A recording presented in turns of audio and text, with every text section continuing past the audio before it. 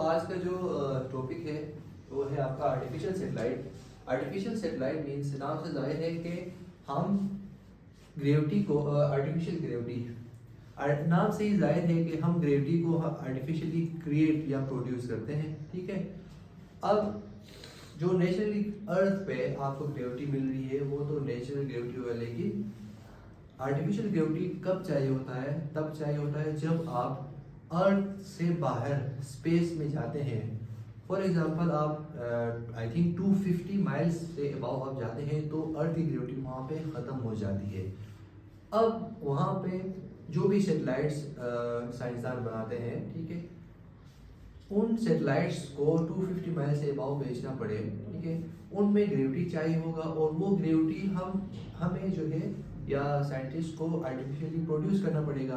ठीक है, अब वो प्रोड्यूस कैसे कर लेंगे? इन सिंपली किसी भी सैटेलाइट को अपने एक्सिस में आप जब घुमाते हैं, ठीक है, तो वहाँ पे दो चीज़ें लगेंगी, एक तो सेंट्रीपिटल फोर्स और एक है सेंट्रीफ्यूगल फोर्स। ठीक है, सेंट्रीपिटल फोर्स और सेंट्रीफ्यूगल फोर्स जब प्रोड्यूस होंगी तो एस्ट्रोनॉट जो सैटेलाइट्स में है वो जो है वेटलेसनेस से छुटकारा पाएंगे, उनको ग्रेविटी मिलेगी। अब क्योंकि ये ग्रेविटी क्रिएट इसलिए करते ताकि जो आपके एस्ट्रोनॉट्स हैं वो बहुत ही एफिशिएंटली काम कर सकें।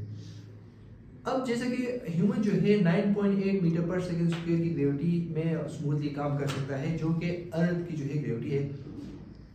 एग्जैक्ट 9.8 या 10 मीटर पर सेकंड स्क्वायर की ग्रेविटी हम कैसे निकालें, कितनी स्पीड से हम उस सैटेलाइट को घुमा दें, उसके लिए हमारे पास कुछ मैंने इस तरह जो है एक फिगर बनाया है।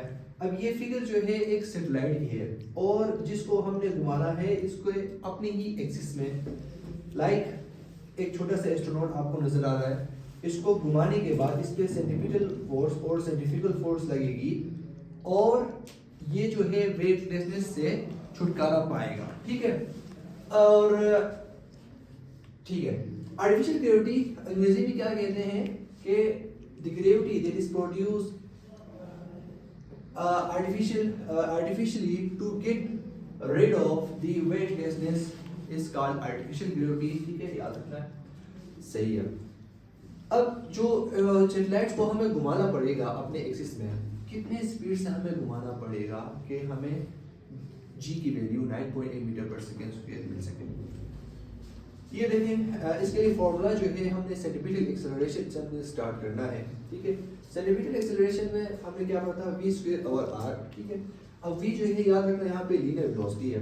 ठीक है, और जब हम थोड़ा रीअरेंज कर लेंगे तो हमारे पास linear velocity equals to under root of ac यानी सेंट्रीपिटल एक्सेलरेशन और रेडियस, और ये जो रेडियस है ये है आपका सैटेलाइट की रेडियस है। ठीक है, याद रखना, इसलिए मैंने कैपिटल आर किया हुआ है।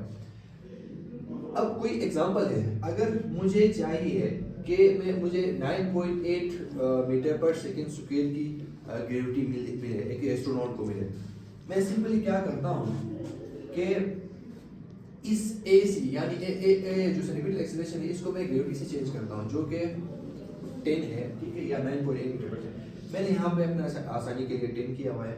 रेडियस जो है जो सैटेलाइट मेरे पास है वो लेट्स सपोज 10 मीटर का है। ठीक है, तो मैं जब पुट कर लूंगा तो मेरे पास एंड रिजल्ट जो आएगा वेलोसिटी, जिस वेलोसिटी से मुझे घुमाना पड़ेगा उस प्लेनेट को, सॉरी सैटेलाइट को, वो होगा 10 मीटर पर सेकंड स्क्वायर। ठीक है, अब v is equal to under root g, और g जो है ग्रेविटी एंड r जो है वो है रेडियस ऑफ द सैटेलाइट। ठीक है बॉयज, अब मुझे चाहिए था कि एंगुलर वेलोसिटी चाहिए ना कि लीनियर वेलोसिटी। ठीक है, अब सैटेलाइट को हम लोग घुमाना है, एंगुलर वेलोसिटी की मदद से हम सारा कुछ जो है हमारा काम आसान होगा, ना कि लीनियर वेलोसिटी से। आपको रिलेशन पता है कि linear velocity equal to r omega है। सिंपली आप पुट करते हैं तो आपके पास angular velocity equals to like this one under root g r, और r, ये जो r जो है रीअरेंज करके राइट हैंड साइड में है, और अगर ये बगैर जो है अंडर रूट के है और ये अंडर रूट के अंदर है, जब आप स्क्वायर और अंडर रूट इकट्ठे आते हैं, let's suppose like this one, अपने आसानी के लिए मैंने क्या किया कि अंडर रूट और स्क्वायर को मैं इकट्ठा लिखता हूँ, इसका मतलब क्या हुआ, आगे नहीं आया, लेकिन इसका खास मकसद ये है कि ये अंडर रूट के अंदर आ जाए और एक स्क्वायर और ये वाला आर कटेगा, एट द एंड आपके पास omega is equals to under root G over R रहेगा। ठीक है, अगर इस तरह आपको समझ में नहीं आ रहा है तो मैंने साइड में यहाँ पे लिखा हुआ है, आप वीडियो पॉज करके ये सारा देख सकते हैं। ठीक है, ये लेंथी है, ठीक है, लेकिन आसान है, और जिसको स्टेप्स जो है आसानी समझ में आते हैं तो वो ऐसे भी कर सकते हैं। ठीक है, और नेक्स्ट में अभी हम जो आपकी प्लेनेट सैटेलाइट की टाइम पीरियड होगा और फ्रीक्वेंसी होगा वो हम कैसे निकालेंगे, उसके लिए क्या क्या हमें काम करना पड़ेगा, क्या मॉडिफिकेशन इस फॉर्मूले में हमें करना पड़ेगा कि हमें उस सैटेलाइट की टाइम पीरियड, मतलब वो पूरा रोटेट कितने टाइम में कर लेगा, उसकी फ्रीक्वेंसी क्या होगी, वो हम निकालेंगे।